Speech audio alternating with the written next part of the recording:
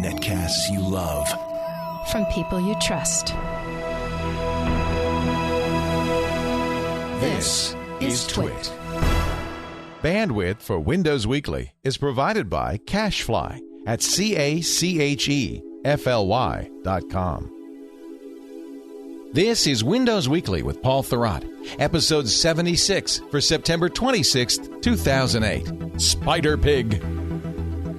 Windows Weekly is brought to you by Audible.com. For your free audiobook and a whole lot more, visit audible.com/windows. And by GoToMeeting, online meetings made easy. For a free 30-day trial of GoToMeeting for your PC or Mac, visit gotomeeting.com/Windows Weekly. And by Visa. With every purchase, Visa prevents, detects, and resolves online fraud. Safe, secure, Visa. It's time for Windows Weekly, ladies and gentlemen. Here he is, Mr. Paul E. Thurrott. He is the star of the show and, of course, the editor-in-chief of the fantastic super site for Windows at winsupersite.com, the news editor for Windows IT Pro, and the author of Windows Vista Secrets, which is any minute now in the stores. Any minute now. That's right? true. Yes. It finally is true.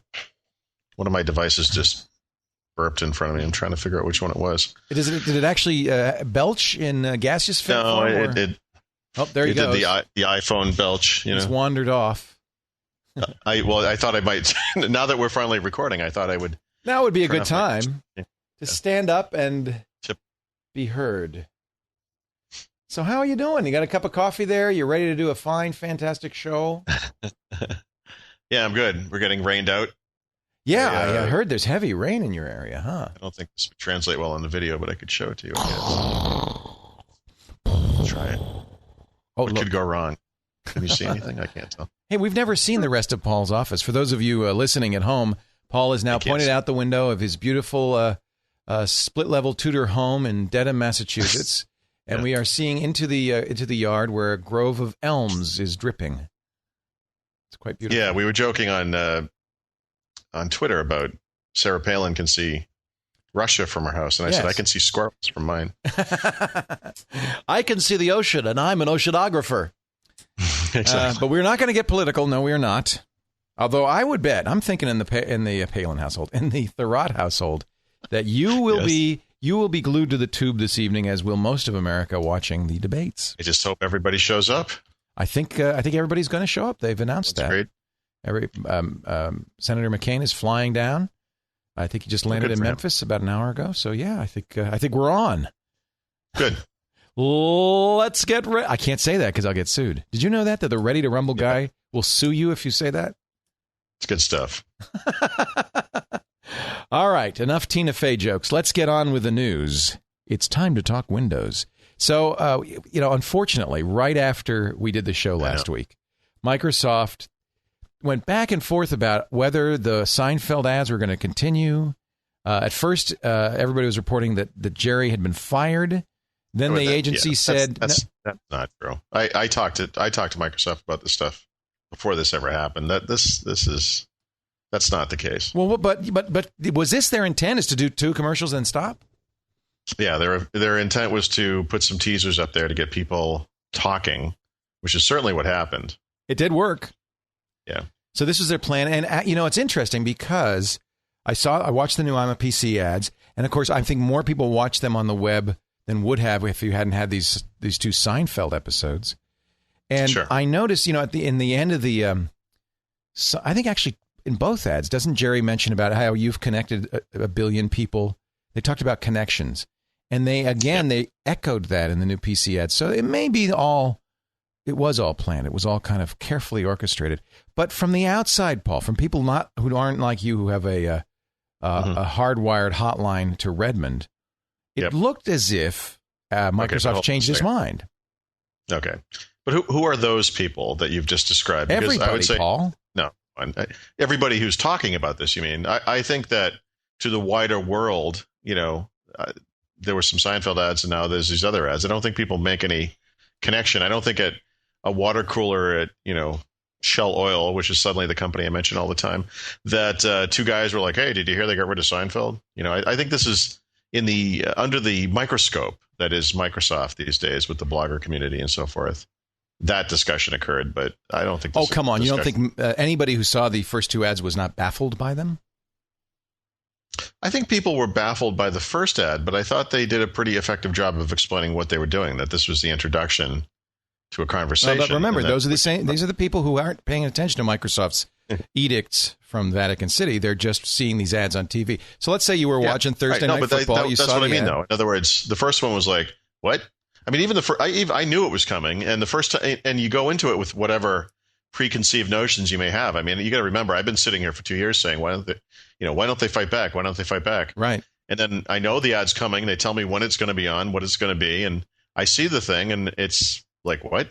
What the heck was that? You have to kind of watch it again.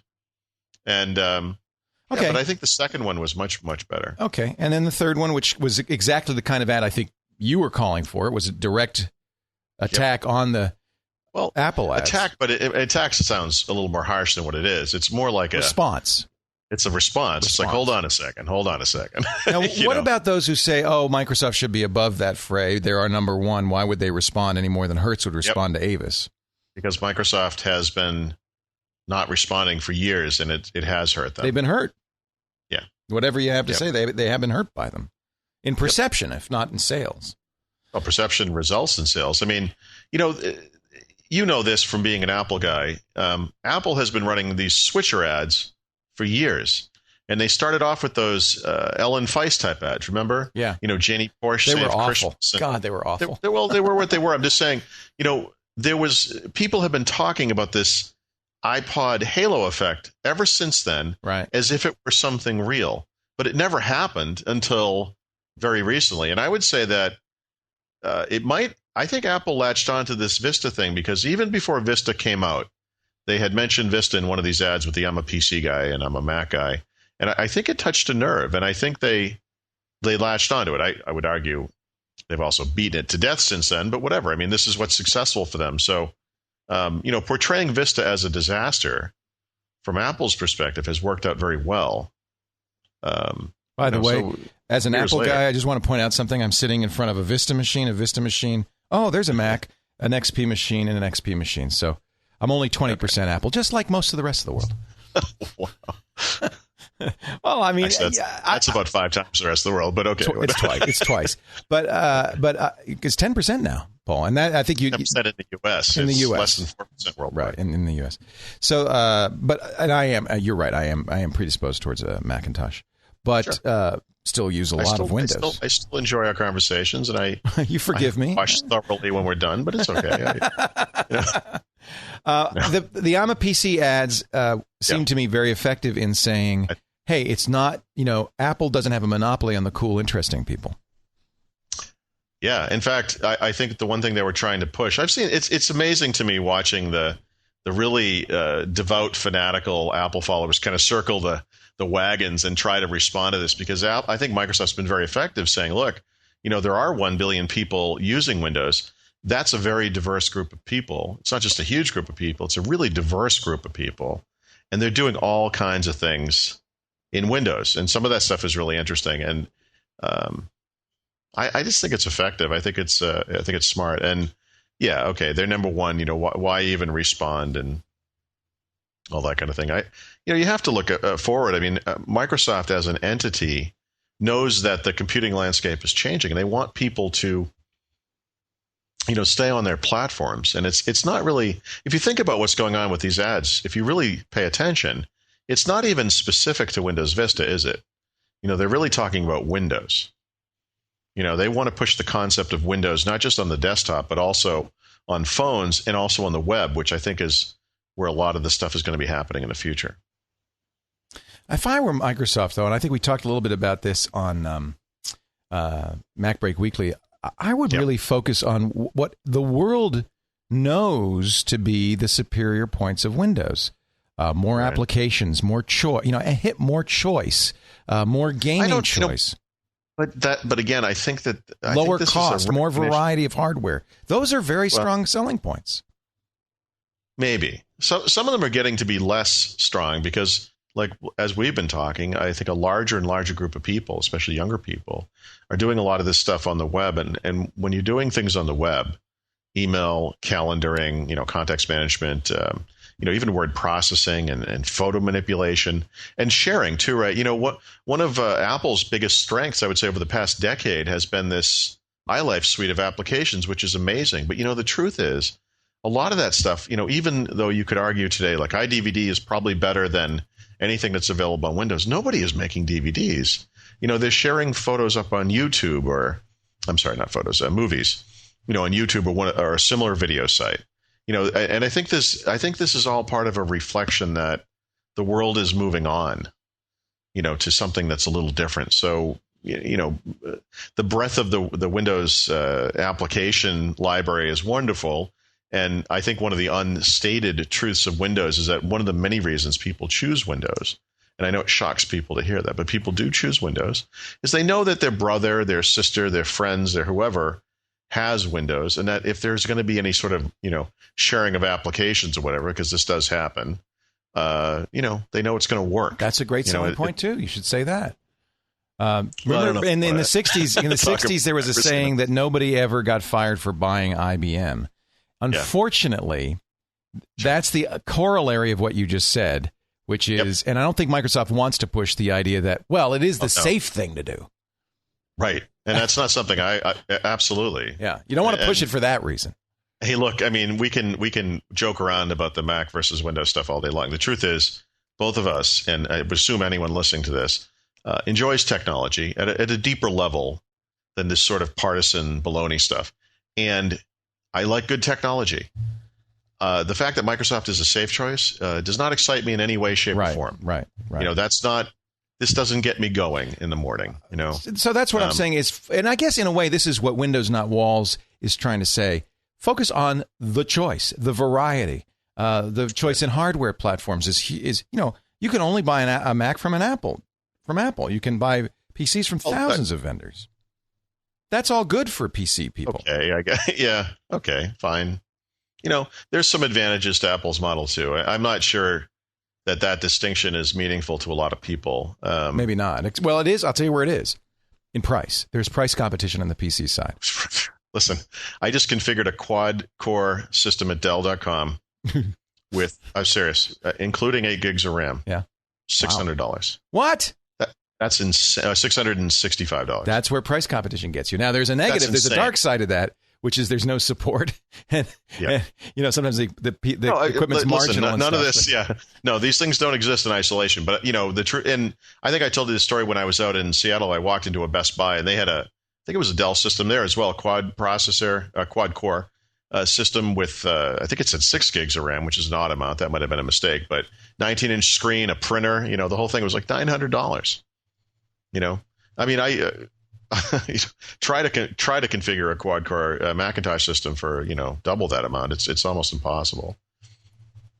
But that's not why people buy these things. I mean, I think Apple has made a good business for themselves, being sort of a high-end, quality PC maker of sorts, right? I mean, people perceive a certain quality in what they're getting, even though you can break down the components and say, hey, you could get the same thing at Dell for half the cost.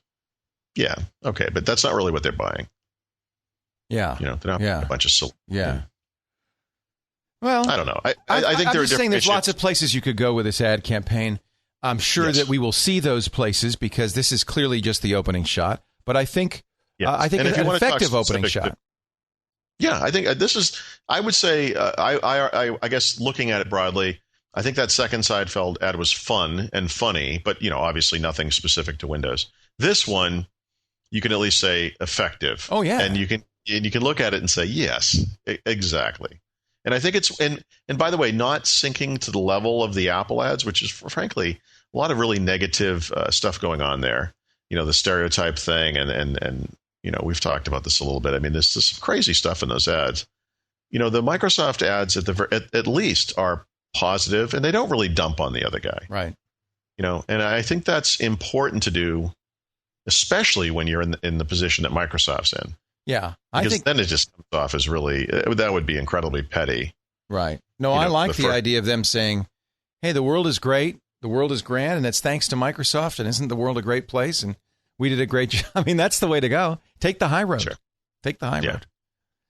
Hey, before we go on, I want to say goodbye to a company that's been a great sponsor for the last 3 months, and I hope that they come back. We've loved having them. Of course, I'm talking about the good folks at Visa. This is the last Windows Weekly they'll be on, and so we want to remind you, and I hope it'll stick in your mind, that when you go shopping, online or off, you take your Visa card with you. Why, friends? Why? You tell me. Because it's safe and secure. That's exactly right. All the purchases you make with Visa are absolutely safe. Visa protects you against online fraud. They use real-time fraud monitoring, sophisticated technology to identify and respond to fraudulent activity. Their real-time fraud monitoring is the best in the business. Gives you complete peace of mind. It makes you know that when you're shopping online, you're safe and secure. So thank you, Visa, for your support of Windows Weekly. We really appreciate it over the past 3 months, and we encourage everybody to support Visa in return. Safe, secure Visa. It's going to be a little sad doing the show without our friends at Visa. So, Paul, let's we agree. I think that ad campaign is a good first step. I kind of can see the outline of it. Did Microsoft tell you that Seinfeld would be back, or have we seen the last of him? Without revealing specifics, I think it's safe to assume that he will be back. There'll be more. Actually, that's not a bad way to go. They get a lot of talk. People then paid more attention than they would have to the I'm a PC ads. There'll be some interest when he comes back. It'll be another one of those things you got to see. Hey, there's a new Seinfeld ad in a month or two. Oh, wow, that's great. I think all of that might, it looks more coherent than it might have. Well, I don't know how coherent it is, but, the Seinfeld ads were very much like those internal videos that you and I talked about previously. They were. Microsoft had done this series of these ads, very much like that. We said that they should do those. That's how they should do their ads. Listen, they don't, Microsoft's public image is so poor. They make these really funny videos, but all anyone remembers is the stupid stuff that gets leaked online, like that awful Bruce Springsteen thing that happened a few months ago. And that was just an internal sales video. The stuff they do for CES and Comdex is the best I've ever seen anywhere. And I think you and I talked about the one with Ballmer and Bill driving along in that Volkswagen, picking up the Sun server. And to make your point, these Seinfeld ads are very similar. They are. Same sense of fun. In fact, I have to think they went to this ad agency and said, look, here are 5 or 6 of these things we've done. Do this, because Did they say why they used Bill Gates? Is it because he's so synonymous with the Microsoft brand? Because, he doesn't, he's retired. So well. Okay. You couldn't have used Ballmer. Mostly retired, but he still devotes a certain amount of time each week to Microsoft. Right. I'm told my internal sources close to Microsoft say that the Soup Nazi will appear in episode 3. I'm just saying. No Mac for you. No Mac for you. That I've not heard, but that would be great. He was on Arrested Development as himself, which was interesting. Yeah. So I actually did it. I can't believe I did this. Me, Mr. Big Mouth iPhone user. I ordered a G1. Yep. You should. You think? Of course. It does. Here's some problems, and especially for Windows users. Problems. Doesn't support Entourage. It doesn't. Not Entourage. Exchange doesn't support Exchange. Doesn't support syncing at all. Apparently, you have to use Google stuff. It'll sync with that. Well, for now. It's an open platform. Yeah. Well. To me, I have to say, I love the HTC. HTC hardware. makes good hardware. Full keyboard, I love. It's a consumer device. I think the Exchange stuff that can happen at anyone could add Exchange support. I guess it's not right now. It's not a choice for business. No, it's a choice consumer for phone. Not even consumers. It's a choice for enthusiasts. It really is, yeah. And you know what the biggest problem with this thing is the T-Mobile network. Yeah, it's Edge only, right? And God help me, I never thought I'd say this, but T-Mobile makes AT&T look like the future of online connectivity. It's a sad joke. Plus, the first time that when they first announced this, that the G1 got 1G, 1 gigabyte per month total, and then they slow you down to 50 kilobits. They backed off on that, thank goodness. Sure. But at edge speeds, you know what? A gigabyte is a lot. Oh, yeah. Tell me about it. I will say this, by the way. I have dumped on the iPhone a lot, and I think for good reason. But one thing, since this last update, the 2.1 update, I have noticed that it works better. And I've noticed this in areas where I was previously embarrassed to own this thing. I have the famous example where we're playing basketball on Monday night, and we want to see what the Monday Night Football score is. And Paul has a fancy phone. Why don't you look it up? And I first went to two different sports. Well, first I went to sites. I waited and waited and waited, and then found out, this site has Flash. All the major sports sites actually use Flash. Fox Sports does not. So I finally got onto Fox Sports. Load. Oh, now I got to go to a subpage. Load. Finally, this guy says, screw this, picks up his cell phone, calls his brother, says, what's the score? Gets the score. And he's like, fine, we're done. Let's go. Oh, that's humiliating. And here I had been sitting there for 15 minutes like a jerk trying to get this thing. But Paul, everybody, every one of us with any kind of smartphone has gone through this. My wife does these races. She says, let's see what's showing at the theater. I said, I can do that. She said, let me look in the paper. And long before I get that. Right. So we've all gone through that. And that's not eventually buy tickets on the thing if you wanted to. Yeah. Yeah. So anyway, that stuff actually works. It's much better now. And Monday Night Basketball, I get the 3G connection. I can bring up Fox Sports very quickly. There you go. I still have to bring up Fox Sports. It's the one major site that doesn't use Flash. Will the G1 do Flash? I don't. Probably it's going to have to. It does. It's going to have to play YouTube, right? So. That's true. It does. Yeah. I called Google and I asked for a review unit, and they said we're going to get you one. You'll be embargoed until a date at some point before the ship date, but not as soon as you get it. So I won't be able to tell you that I've got it when I've got it. But if I tug my ear, yes, like give me a little wiggle if you if I adjust my shorts, yes. But I am a T-Mobile customer. I have a BlackBerry. Oh, you are. This is my issue. I can't pre-order it because I'm not a T-Mobile customer. So I pre-ordered. One of the reasons I'm a T-Mobile, Verizon, and AT&T customer. Oh, and Sprint. I have all four, is so that I can review whatever phone comes out. It's not because you can have too many cell phones. You can have, believe me, you can have too many cell phones. You can definitely have. I actually know that. Yeah. I have cancer in my butt, so probably anyway. So, but I will. It's $35 a month for unlimited text and data. Good price. Well, but is that? But plus what? Is that the that doesn't include data voice? Plan? That's data and text. Doesn't include. So I saw they had a $25 option on data, which is pretty cheap. And then what's the cheapest voice plan you can get? Oh, I don't know. I haven't looked. It's probably $20. You're probably talking $60. I pay $60 right now for voice and data on my BlackBerry. You're probably talking maybe they'll make it a little bit less. They're underwriting the phone a little bit. I mean, $179 is a good price for that phone, I think. Right. Well, that's all right. I'm pretty excited. I did see my house is on one of the few 3G zones they have in the country. Oh, T-Mobile even has 3G? I didn't even know that. Oh, yeah, they do. What do they call their 3G? I think they just call it 3G. Oh, okay. They call it barely available. Yeah.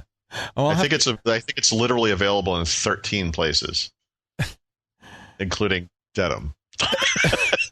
We don't know you must be an experimental region. I think I'm just getting failover from Boston or something. I don't know. Okay, let me see. I'm going to go to these street level coverage maps. Well, that would be nice if I had 3G. I don't expect that. Well, this was one of the AT&T's was horrible, but this one is an order of magnitude worse. Edge is terrible. Yeah.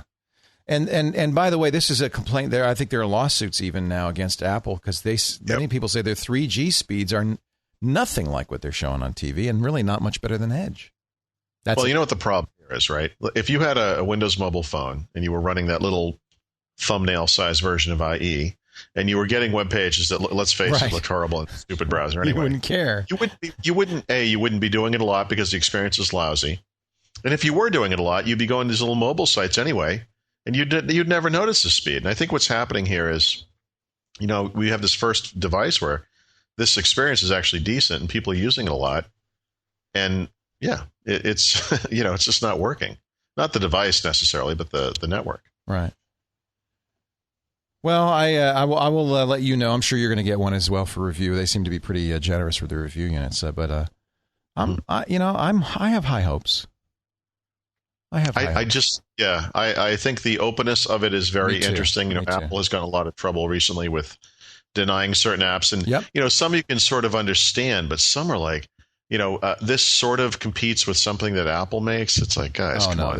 It's totally bogus. That is not good. They're utterly fascist. They are, strange about it. There was a great article, I think it was on Salon, that I linked to today, where he said, explain how it is that Apple, like pulls certain things but doesn't, pull others. There were apps on there like Pull My Finger. Yeah. I Am Rich application that cost $1,000. Well, they did pull that, but still. They did pull it, but it was on there. And then, there's like a flashlight application. Yeah, it's turns the screen white. There are like a dozen flashlight applications. Yeah, sir. It is a little odd.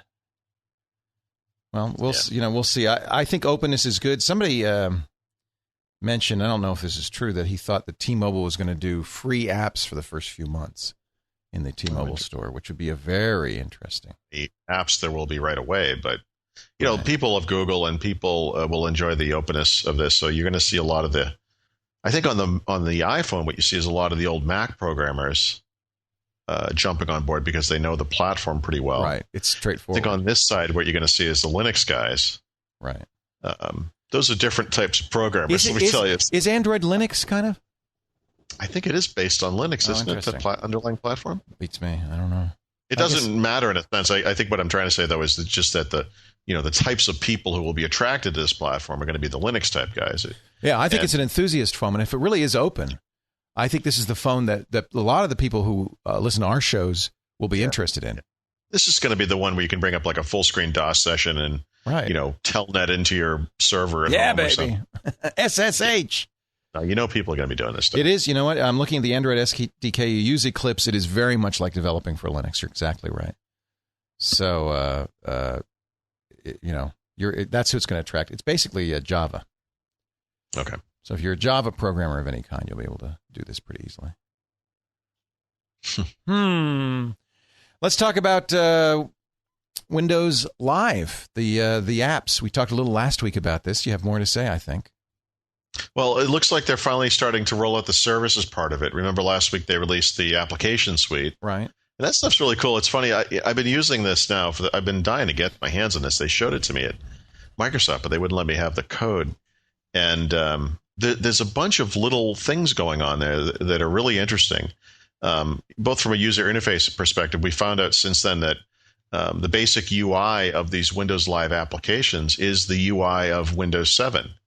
So if you boot up, so bring up something like Windows Live Photo Gallery, the new, the beta version, and there's sort of a unique looking light blue toolbar there that has no graphics.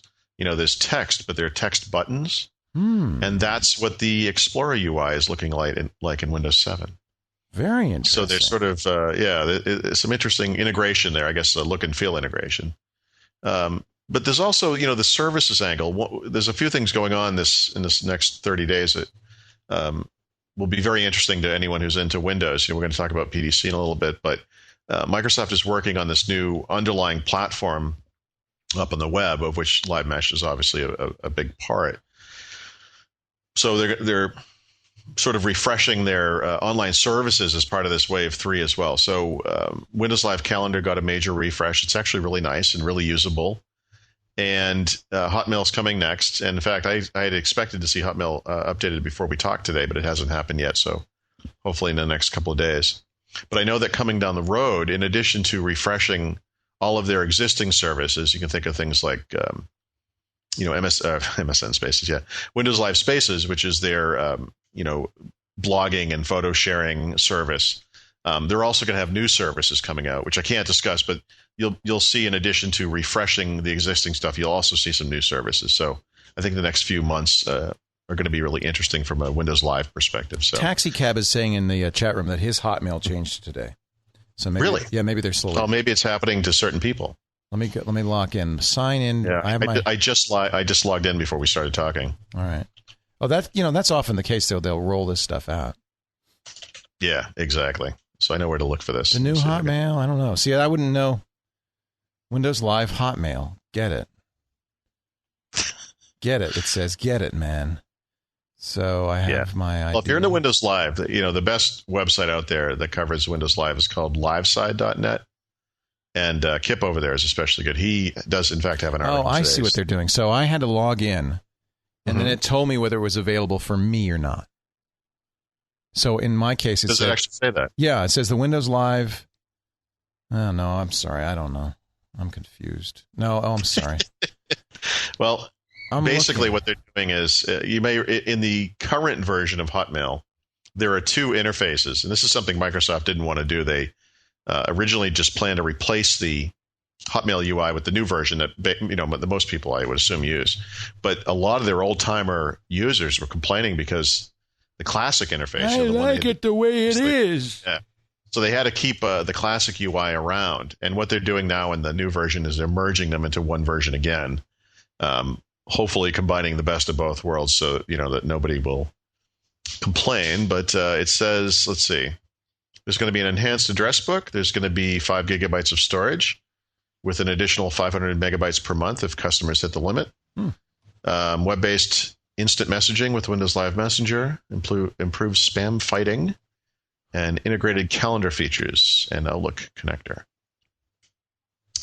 Yeah, so some features will take several months to reach all users globally. Yeah, that makes sense. So I can't. I'm trying it with. I guess it works with Firefox, which is kind of nice. Sure. IMTV. It doesn't work with Safari, of course. Live Hotmail. I don't know. Is this the new one or the old one? How do you know if it's the new one? Because it has the calendar and all that stuff. The current one has a deep blue bar right across the top of the screen. Yeah. With home Hotmail Spaces. That's the one that's always been around. I must be on the old one. Oh, too bad. Yeah. I'll keep checking. Now it says switch to classic, but this isn't the new one. I'm on the old new one. There's a new one. Yeah, that's a good way to say it. that will never get confusing. The new one I don't have yet. And maybe that's what Taxi Cab has. He might have the old new one. I wonder if you were to sign up for Hotmail today, if you would get the new one. I don't know. I'm signing. One of the nice things about the Windows Live stuff is you can switch back and forth between different personas. I wonder if I would like to be a 34-year-old guy named Chuck. I didn't mean it in that fashion, but okay. Fair enough. Please, may I? I did something the other day that I think you'll be proud of. Yes, sir. I upgraded my Zune to 3.0, signed up for a Zune Pass, and they have some nice features. I like the channels. You can subscribe to the Grand Ole Opry channel, and the nice thing about the Pass is you don't have to pay for songs. So any song on the channel, you just get it. And they have mixes by different people, and there's a classic rock mix I got. Yeah. It's good. I like the Zune Pass thing, I have to say, and this is a first for me because, $15 a month is tough, but I thought it's tough. Keep it around for a while. It's for a certain kind of music listening. If you want to hear a variety of songs, you're not attached to any particular song, and you want to fill it up. So I was able to fill that 4 gig Zune with just a few clicks. And then some. Oh, I've downloaded easily 40 albums or so. Yeah. So I just have the little pocket Zune, but now I'm they have exercise mixes, walking, running, and aerobics or something, and so that's by beats per minute. And then I guess these change. I presume these change regularly, right? They change every week. That's so right. You subscribe, and you'll just and automatically when you sync your Zune, you get new music. That's right. I love that. Yeah, it's pretty good. The thing that's interesting, though, is some of this stuff gets better over time. So they have channels that they'll pick for you specifically based on your listening habits. But that won't happen right away. You have to be using it for at least a week. And the same is true of a feature called Picks. And these are the two things I was waiting on before I could start writing my review, because these features were not available on day one. In every day, what I decided to do over the past week was I wanted this thing to have an understanding of the type of music I have on my system. So I thought, well, maybe the best way to do that would be just to put my entire collection on shuffle and just walk away and let the thing run every day and just keep it running. So I've kind of let it sit over there in the corner, and you don't even when you're not listening, it's always running. Yeah, just for the first week, because I want it to fill up, get an understanding of what it is that's in there. Because so you don't have to vote. You just have to put what's on. You just have to play. Right. Because they have that broken heart thing, too, you can do. That's right. Yes, right. Of course. So every day I would come back and check it. And every day it said, come back later, and I think it was yesterday morning I got up. And it was weird. I came in my office before I did anything else downstairs, and I just looked at it for the heck of it. And it had filled in with stuff. And that first day, what it filled in with was so ludicrously bad and so misguided. I took pictures of it. I couldn't believe it was that bad. And this was actually disturbing to me because I've seen this thing in action. I talked to Microsoft the week before in Seattle and saw the thing. And, we've been talking about it a little bit, but of course I've been waiting for it to kick on my own system. And it was just, it was so horrible. I just couldn't believe it. And what it was suggesting on the first day was there's a genre of music, which is unfortunately called New Age music. And this is instrumental music. It's often misconstrued as sort of elevator music. Some of it is actually quite good. And one of the guys who's big in this arena and is all over the map, some of his stuff is fantastic, but some of it is laughably bad, is this guy named David Arkenstone. And he's not necessarily well represented in my music collection. I mean, I have a few of his CDs, but... Isn't he a magician? No, he should be, though. He actually, this guy, I don't want to ridicule him. I mean, I do like some of his stuff, but in fact, his very first album was made entirely on a Commodore 64, which gives him a certain props in anyone's book. But, he makes these albums that are sort of like soundtracks of movies that were not made, so it's like, here's what the Lord of the Rings soundtrack would sound like if I made it, that kind of thing. Love it. It's kind of pathetic, but he apparently lately has been making these new age versions of like standards and classic easy listening songs and stuff. Sounds painful. Singing in the rain and stuff like that. Yeah. So this is what was recommended on my picks list that first day, and I mean, this is not even close to what I want to listen to. This is, I mean. It's just openly deserving of mocking. It was horrible. But this morning when I got up, it had filled in with a lot more stuff. Okay. And there all of a sudden were a bunch of new channels. So even back on day one, I think I had, there was sort of like a Just For You channel in the Zune marketplace. But now there's these different channels that are just for me. So they have, hard rock channel just for you. They have classic rock. Yeah, and they have a lot of those. There's like 50. And those are actually pretty good. Because so you're narrowing it down, and then it says, "Oh, well, you like David Arkenstone. You might like the Nintendo theme." They have pretty much. Yeah, they have a video game music channel on the Zune. Well, here's the thing. This is we've talked about the Genius feature, and now Microsoft has their own stuff. This is what I want to know. I want to pick a song, and I have the perfect song. In fact, let me find it so I can give you the exact name because it is the perfect one to test. There is a song that was in the movie Hannibal, right? We talked about right. Hannibal, the book recently, which it is. It's not really by Hans Zimmer, but it is included in a lot of his musical collections, and it's an opera. And I'm not into opera at all. But it's on soundtracks, right? So if I take this song, and it is the only song in my collection that's anything like this, right? And I go into Genius and I say, make me a playlist based on this called Vidi Cormium. It's beautiful. It is absolutely beautiful. I will eat your liver with a fine Chianti. In fact, Ridley Scott, who made the movie version of Hannibal, loved it so much he used it in Kingdom of Heaven as well. Wow. I want to hear it. Okay. You can look it up on YouTube. So are you asking what are you going to get as recommendations? Soundtracks or opera? Right. In other words, this will tell us something very important about these technologies, because if you go into either one of these things and say, make me a playlist like this, what will it give you? Will it give you things that are sort of opera type music, which you can't do because I don't have any other opera music in my collection? Will it be really stupid and give me other songs that are on soundtracks? And if it does that, by the way, these features are absolutely worthless. But it's a soundtrack. But what does that mean? I mean, it being a soundtrack tells me nothing about the song. There are hard rock songs on soundtracks, classical songs, classical 50s songs. I mean, those things don't go together because they're on soundtracks. You see what I'm saying? Yep. This could tell us how sophisticated are these things? Well, it doesn't do anything. In iTunes, it actually tells you it can't do it. Yeah, because it's that might be the right answer, by the way. It's just be the one right song. Now, well, I do actually have other music by Hans Zimmer. He did the soundtrack to something called Millennium, which was a PBS series from probably a decade and a half ago, which is excellent. And I suppose there is other soundtrack music that is somewhat similar to this, in that it's instrumental, like some David Horner stuff or something like that. But I have yet to, if I see if I can play this without having it come up. But if I play this song and then I go into mix view, let's say on the Zune, you can. It's funny how long it takes, But what it comes up with, sure enough, are soundtracks like Jaws, The Dark Knight. I don't know. See, it just depends on what you.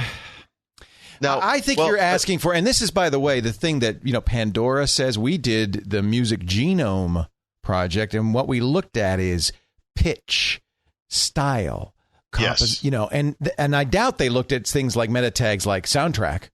Well, but hold on a second. What Microsoft is doing, so they are soundtracks, but you know what they are? They're soundtracks where the music is in fact instrumental. That's semi-intelligent. That's close. That's not bad. Eclectic. All right, let me enter into Pandora. This might be an interesting. Okay. Pandora is, I would say, arguably the most sophisticated of all these tools because of this whole. It's based on the Music Genome Project, and we had live. See, I was thinking what these things should come up with is a list of music I've never heard of. Yeah. Well, okay. So I'm going to create a new. I don't know anything about this kind of music. I'm going to create a new channel. Let's see. Create a new station. Now you got to tell me the artist is Hans Zimmer. Well, he didn't. Yeah, it's typically credited to Hans Zimmer, although he's actually not the person who made it. Hans Zimmer, Klaus Badalt, and Jeff Zanelli. There you go. And what is the name of the song? It's Vidi Cormeum, so it's VIDE. Yeah, I can spell CORMEUM. It's fine Latin. It's I see your heart on my sleeve. Yeah. Right, let's search the Music Genome Project. Oh, can't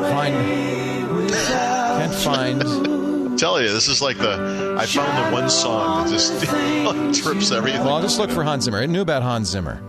So now it's searching. We're now creating a station that will explore songs and artists that have musical qualities similar to Hans Zimmer. They are going to call this Hans Zimmer Radio. Okay.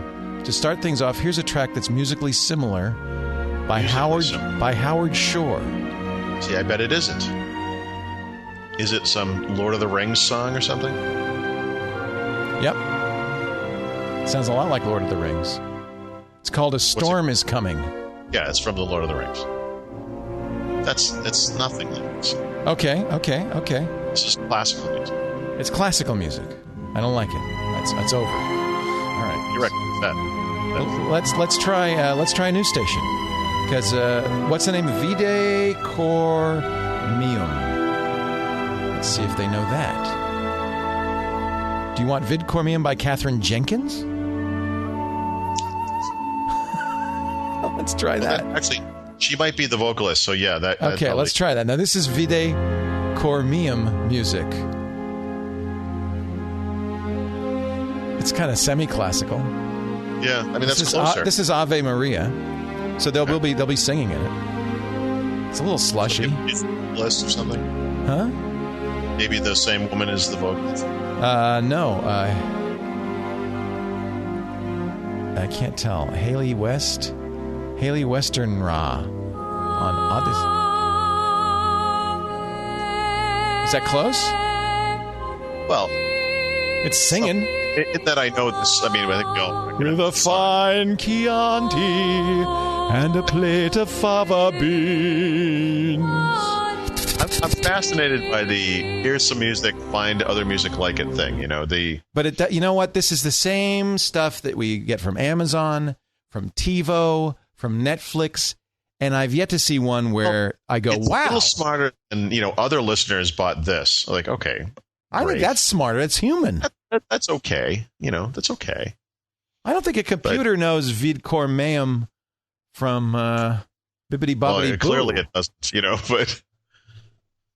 All right. So anyway, I wouldn't blame Microsoft on this. I mean, it's just, this is a hard thing to do. Microsoft at least comes back with something, and it's reasonable. Apple just throws up its hand. But again, like I said, that might be the right response. It might be the right response because I don't have anything in my collection. But on the other hand, why isn't it showing me some stuff up on iTunes that is, well, doesn't it do that? Doesn't it say... it says no. It doesn't say anything because sometimes on iTunes it'll say, "Well, I don't know that, but how about this?"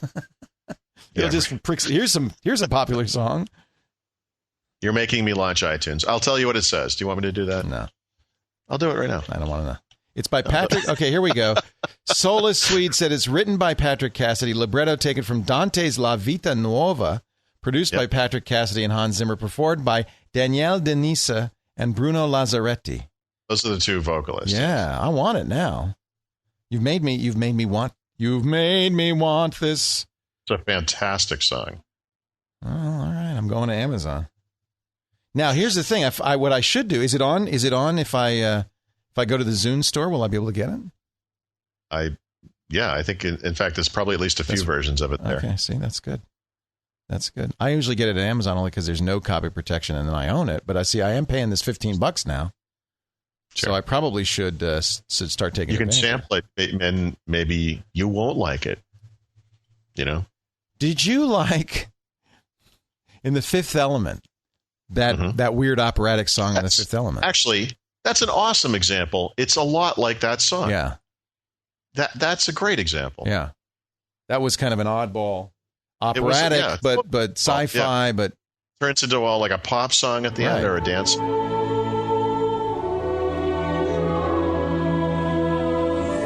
This is good. This is pretty. Yeah, I'll have to get that. I'll put that on my Zune. What Apple says is Genius is unavailable for the song. And it says if you choose to update, Genius fell asleep. Yeah, I mean, all this sidebar gives me is other things by Hans Zimmer, right? Including Spider Pig, which is classic, by the way. Oh, Spider Pig, doing what a spider pig can. Can he swing from a web? No, he can't. He's a pig. Really? It goes like that? That's unbelievable. Yeah, it's good stuff. And moving right along on we learned something. I think we all learned something today. I think we did. Yes. We're going to talk a little bit about PDC. Microsoft has made the other shoe has dropped on WinHeck and PDC. Yes. Very exciting news. Details to come. Also, a new mouse from Microsoft. A new Microsoft mouse. Didn't we already talk about that? Well, now I have them. Oh, you got it. All right. We will talk about that in just a bit. Before we do, I do want to mention GoToMeeting.com. Our good friends at GoToMeeting.com sponsor this program because they've got such good taste. Have you ever used GoToMeeting? Let me tell you, GoToMeeting is amazing. It is that program that allows you to do online meetings. And it is, I use it all the time. I talked about it last week. We used it to prepare that speech in real time. You don't have to travel. You don't have to meet face to face. And frankly, with the cost of gas, what it is today, and the pain flying, everybody should be using this. Microsoft should use this, so you don't have to fly all the way to Redmond. Now works on both PCs and Macs, which is good news. You could use it for sales presentations, product demos, training, collaboration. Setup is so easy. You just click, in a couple of minutes, you're set. Not even that much. And then the good news is your clients or colleagues, the people who are doing the meeting with you remotely, it's very simple for them. And that's important because you don't want them having to jump through hoops to see your sales presentation. One low rate for unlimited monthly meetings, as many meetings as you want. I mean, I could go on and on. The IT department love it because they don't have to configure routers or firewalls. It just works. Fast, easy, secure. And I want you to try it free for 30 days. Go to GoToMeeting.com/Windows Weekly. GoToMeeting.com/Windows Weekly. You could sign up right there. No charge. You'll get an unlimited month, absolutely free. This is the chance for you to show everybody in your office, show your boss, This is, I think it's promotion material. The boss would say, Smithers, you're brilliant. Let's have everybody use this. Great for training, too. You could, in-house training.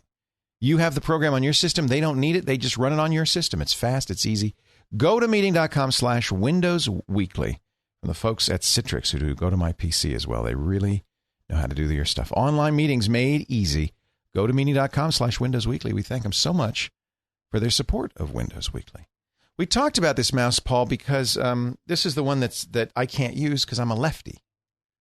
No, this is a different mouse. Oh, a new one. So when I went to see Microsoft, I got a, what do you call it? The Blue Track mouse, the one with the blue laser. That's the one you liked. Yeah, that's the one we were talking about last week. That's what I like because it's humongous. And one of the things I think that's really saved my, computing career in some ways is, I use an ergonomic keyboard, which is very important, and also a very large mouse.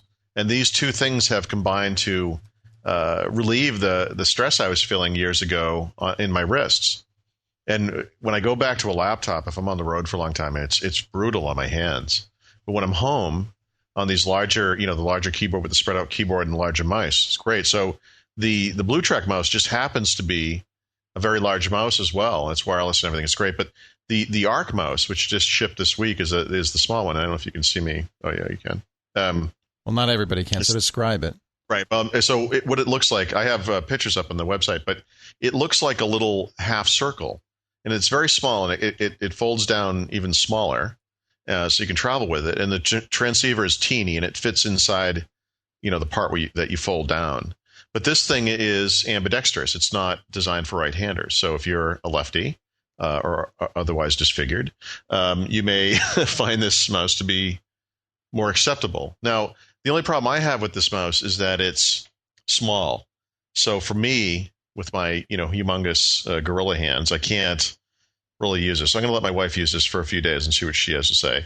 The other issue is that there's a back button on the side, so you can go back on web pages and so forth. And it's so far forward on the mouse that it's a little bit hard to use. But the nice thing about it is the transceiver is teeny. It's like a little USB. It's almost double the size of the part of the USB port that goes in, that plugs in. It's just a teeny little thing, and it just works. There's no drivers. There's no disk. You don't have to install anything. You just plug it in and you go. And you may actually like this. You should check this thing out. It comes in fun colors. I think it's a neat little mouse. I just can't use it. I see the picture, and it is left and right. I mean, it doesn't look like it has any bias towards one way or the other. Nope. No bias. Is it comfortable? I know you don't like it as much as your blue one, but it's just not big enough for me personally. You have big hands. And a freakishly large human being, so it may be okay for other people. So Arc. It's called the Arc. It's really, who it's for? It's for people who the computer's kind of invisible in the living room or whatever, and they want it to look really sharp. And it's great for that stuff, but also for people who travel. You could actually... Oh, it's that small. Because it folds up into this little package. It's so cute. Microsoft even... it comes with a little bag, that has that metallic top that, seals closed. So you can put it in this little pouch and throw it in your bag and, bring it with you on the road. It's nice. Okay. I think it's cool. I can get excited about a mouse. I want you to know I'm man enough to get excited about a mouse. There you go. So this is the Arc mouse, but there's the Mini. Is that the same or is it different? I'm confused. No, so there's an Explorer mouse, which is the one I'm actually using most of the time. That's the larger Blue Track. One. Yeah. And then there's Explorer Mini, which used to be called, I think the old language was they would call it a notebook mouse, but what they're finding is people either prefer the small one or the large one. They don't think of it in terms of what type of machine they use it with. So the Mini one is probably more designed for people who would travel with it, because they want something small. So that's also a Blue Track mouse. So it's works on more surfaces and so forth. The Arc mouse does not use Blue Track technology as a traditional optical mouse. So or a red light mouse or whatever. But so how it's just a different color, or does it really work differently? No, what's different about it? Which one? Which one are we talking about? Oh, go answer the phone. I'll figure out what you're talking about. Is it the blue laser? The blue laser.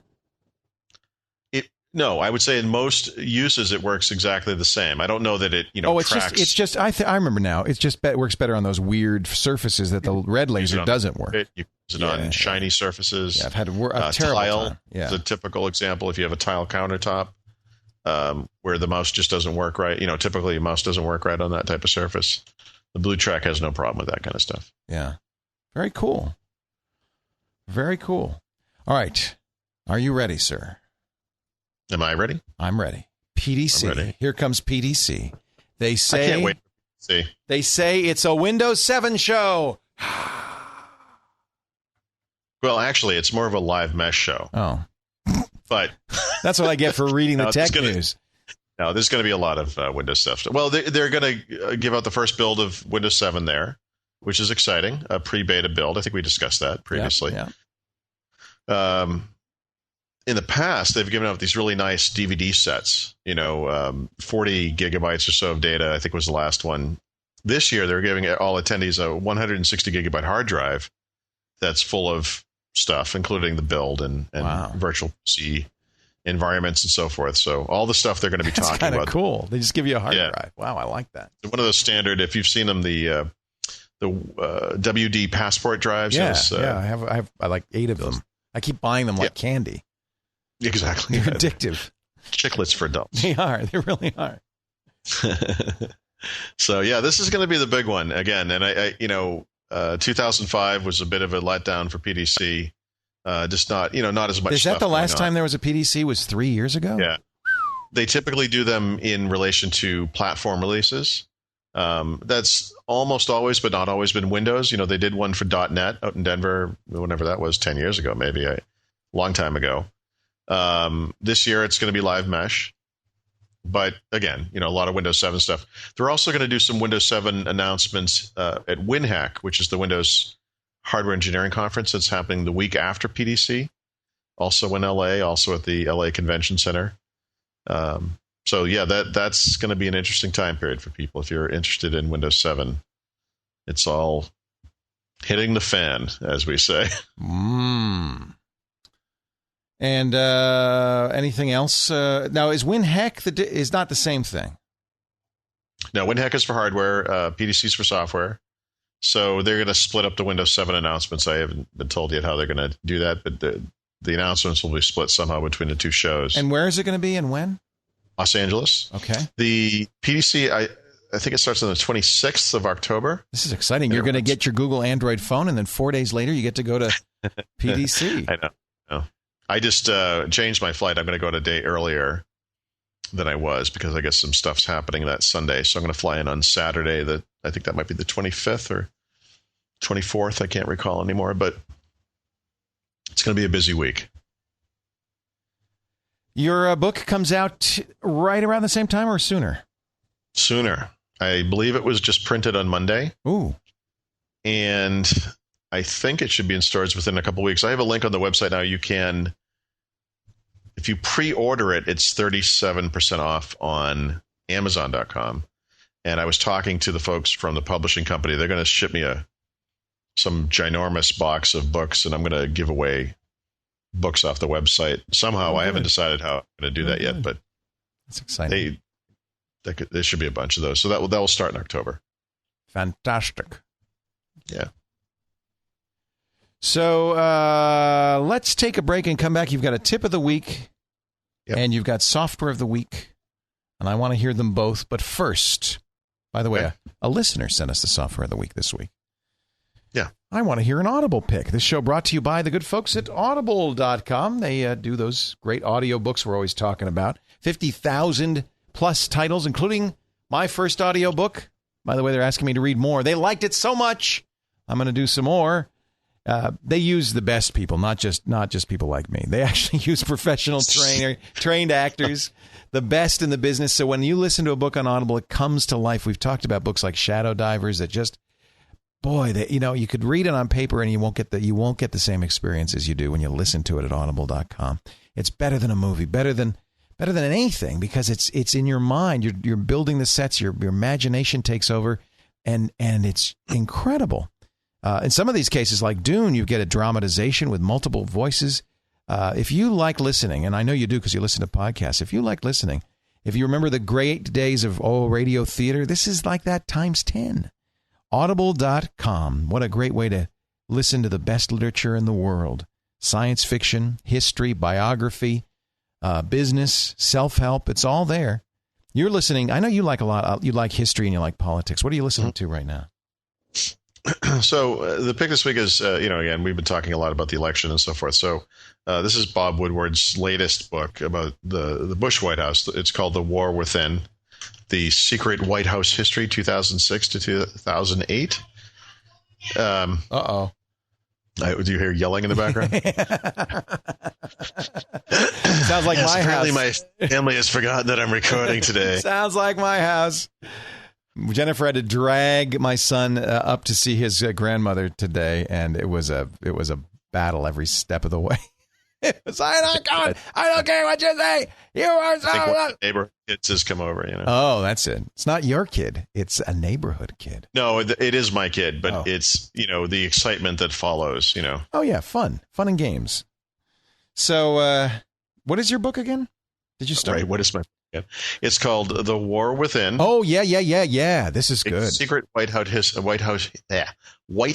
history. Yeah. Speaking of which, are you familiar with the book Fleeced by Dick Morris? No, I'm not a big Dick Morris fan, to be honest with you.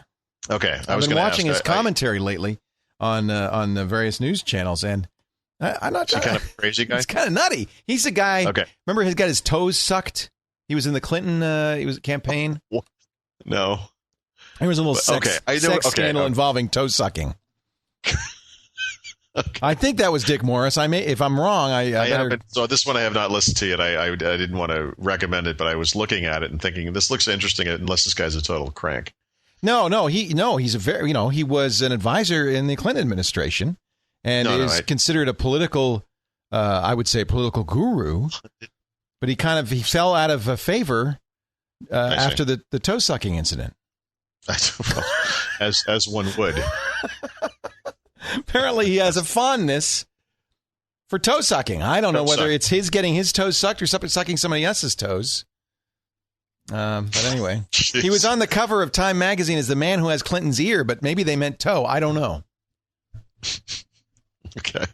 So did you notice that is Dick Morris's book on Audible also? It is on Audible. It would be. Yes. No, you know what? I tell you, the guy is never boring. He's a very interesting guy. Well, all right. I have enough crazy time in my day-to-day life, so I wasn't sure if I should go there. But I noticed we did Human Smoke as a pick before, didn't we? Yes. Anyway, I just noticed that they're advertising the Zune on Audible, the compatibility. Yes. I haven't tried it yet. My experience with iTunes and the Zune is so good. And I never really liked Audible's download manager. I think you have to go back to that. Well, except for one thing. One thing I've noticed on the iTunes side is books are often much, much more expensive if you go through I don't iTunes. buy them through iTunes. It is the same book. But no, you can have an Audible subscription.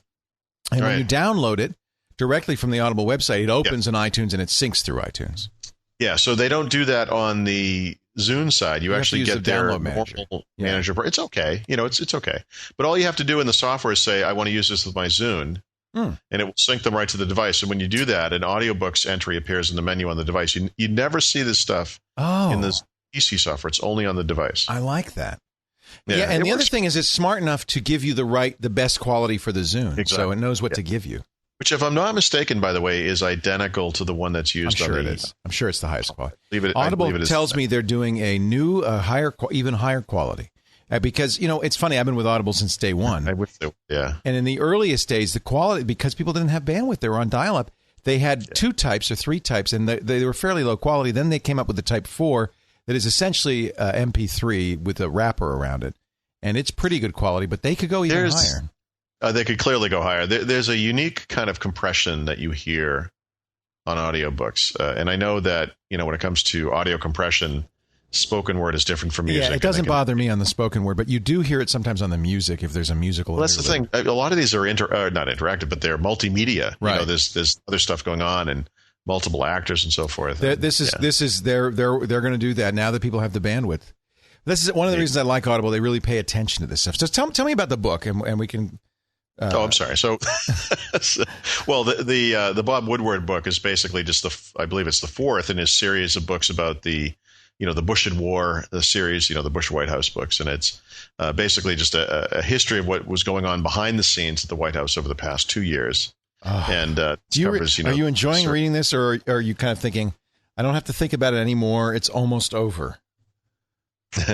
Well, I guess we should know. I honestly, I just love this stuff. And I always go back and I look at, there are Bob Woodward books I've read over the years that I have not read recently that I'm considering now going back and looking at. There was one he wrote about the CIA director, Casey, I think it was, Vale, probably from the early 90s. That was really, really good. And every time I grab one of these, I kind of look through the list and I think about, revisiting some stuff. But I'm eager for this era to end, I guess. But it's still interesting historically, certainly. Yeah. The War Within, A Secret White House History, 2006 to 2008, bringing it up to date. It is available on Audible, but it's available free if you go to audible.com/Windows. Audible.com/Windows. And as I mentioned, they're constantly keeping up with the latest technology. Now on the Zune, that new Type 5, I guess they're going to call it, will be out soon. I think Audible is, there's no question now. They're the place to go to get audio books and audio entertainment.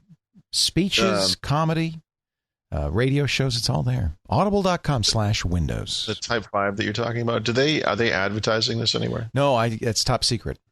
I see. I just breached a confidence. Huh? Gotcha. Okay.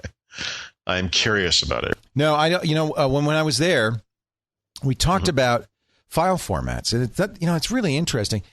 One of the things that they are really attached to, they're not particularly attached to DRM. The publishers require that, but they like the idea of this stuff playing anywhere and you being able to resume where you left off. One of the real problems other formats have for books is getting back to where you were before. If you buy a CD in the store and rip it and put it on your iPod or your Zune, it's a pain because you have to you have to bookmark it or remember where you were, and it doesn't always work. So they really are the AA format that they use is really all about ease of use. So you don't have a bunch of chapters. There's chapter markings within it, so you can move from chapter to chapter. It remembers where you were. Just a lot of nice little things. So so I asked him about that. I said, "Yeah, we're working on a new format, higher quality, more features." I don't know how much I can say about it, but it's on its way, and it really is going to be a big improvement. There's another feature I'm not sure I should mention that you're going to really like. I hope it's 3D. Yeah, it'll be 3D audio. The speakers will be coming from behind you. Oh, when I was in the hospital 20 years ago, my friend Dave bought me an audiobook on cassette at the time. Yeah, it was a Stephen King one actually. And it had that 3D positional audio effect. So, the fly would buzz by your left ear and come out in front of you and buzz by your right ear again. And it was kind of neat. Wow, that's really neat. I don't know if they do that yet. I'll ask them. I'll give them a ring. Software or a tip? Which do you want to start with today? It doesn't matter. Let's do tip.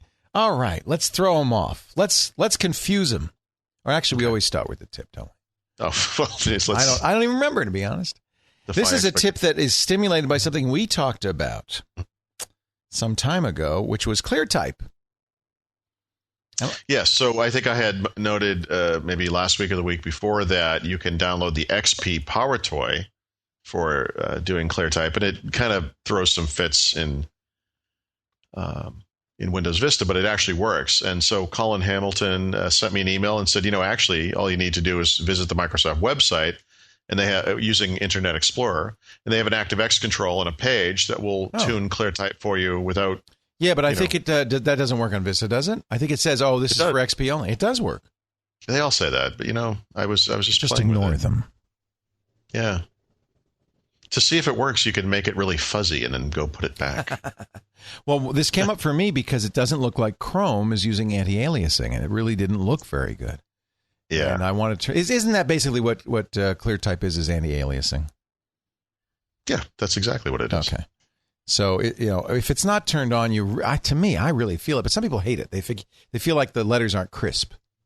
I think it depends on your monitor and your eyes and all kinds of factors. So But that's the point of the tuner, because everybody sees things a little differently. So, you may want the text to look a certain way that I might find, fuzzy or whatever. And I may want text a certain way that you don't like. And you can fine tune it to your own tastes. Yeah. ClearType, go to Microsoft.com.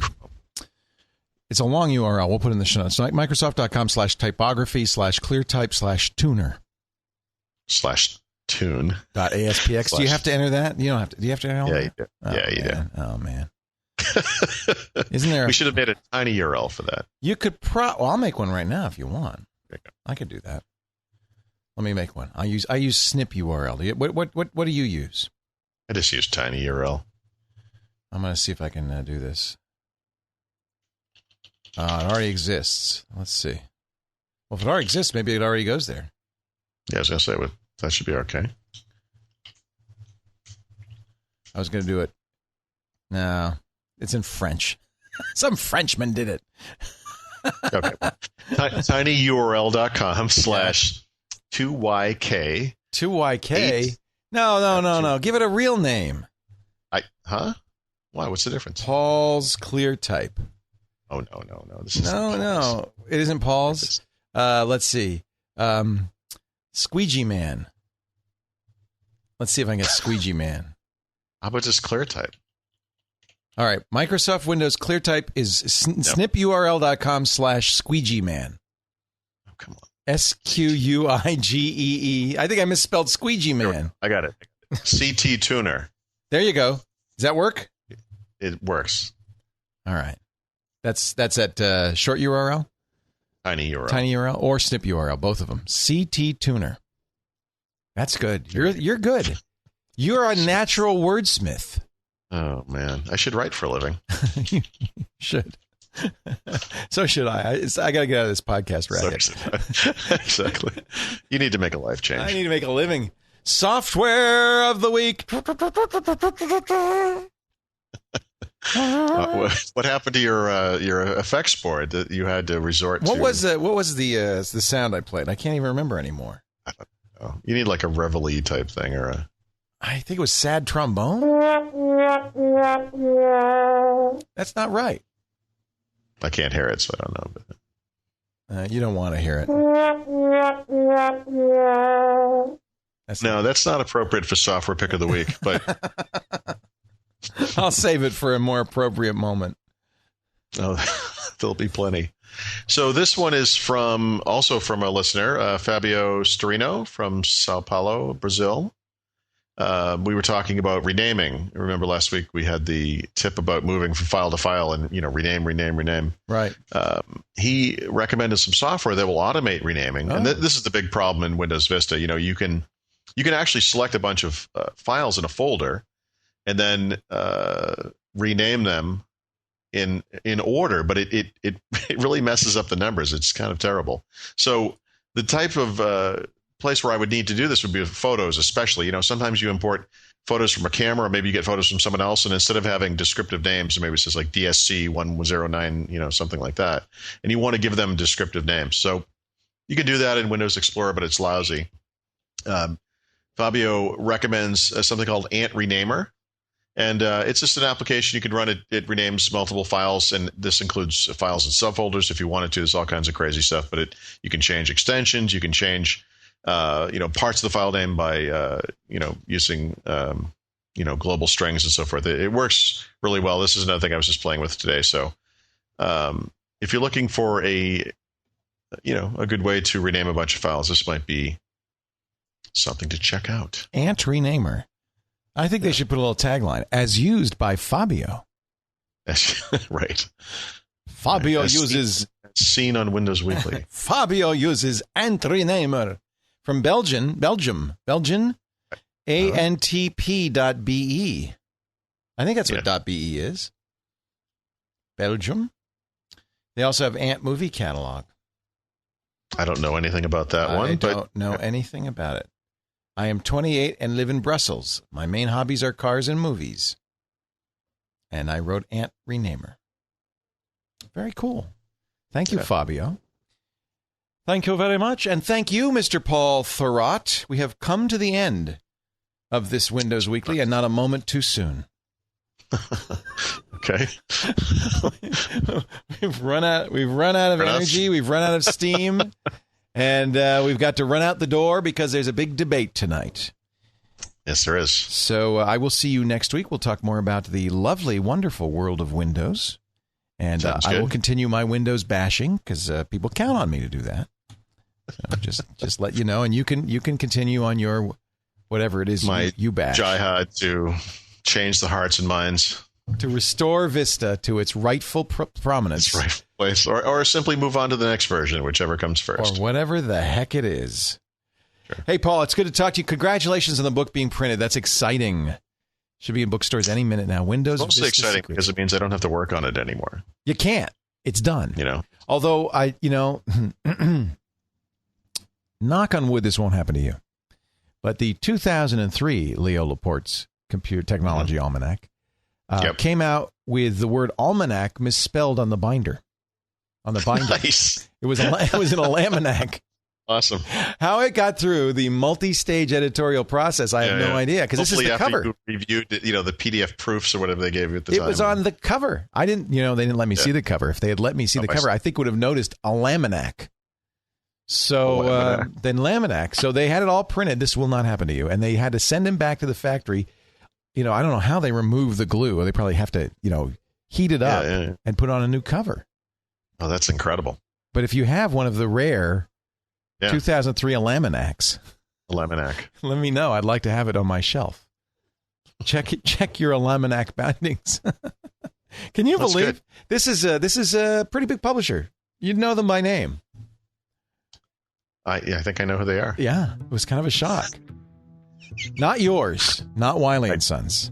No, not a high quality outfit. Not a high quality outfit like that. I wrote 5 more books for them after that, I believe. 7, something like that. Just shows you what I know.